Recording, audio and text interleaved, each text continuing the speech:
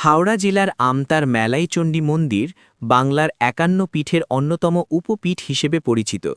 এই মন্দিরকে কেন্দ্র করে বহু প্রাচীন ও অলৌকিক জনশ্রুতি প্রচলিত রয়েছে। এই মন্দিরের সবচেয়ে জনপ্রিয় অলৌকিক গল্পগুলো নিচে তুলে ধরা হল। ১. শ্রীমন্ত সওদাগরের গল্প ও মেলাই নামের উৎপত্তি।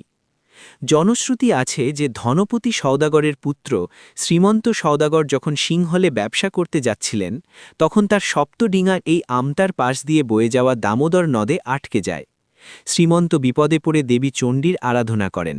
দেবী প্রসন্ন হয়ে তাকে দর্শন দান এবং বলেন যে তিনি এখানে মেলা দিয়ে অর্থাৎ আত্মপ্রকাশ করে অবস্থান করবেন।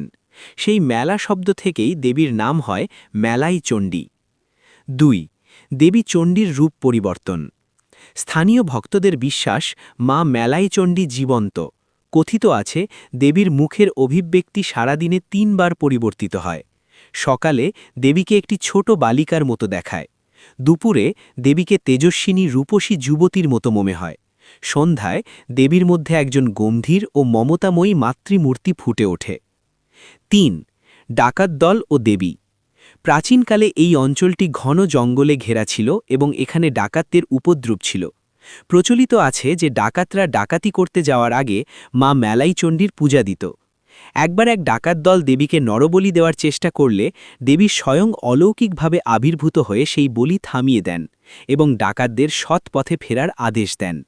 এরপর থেকেই সেখানে পশু বলির প্রথা চালু হয় বলে মনে করা হয়। ৪. দামোদরের চড়া ও মন্দিরের মাহাত্ম্য।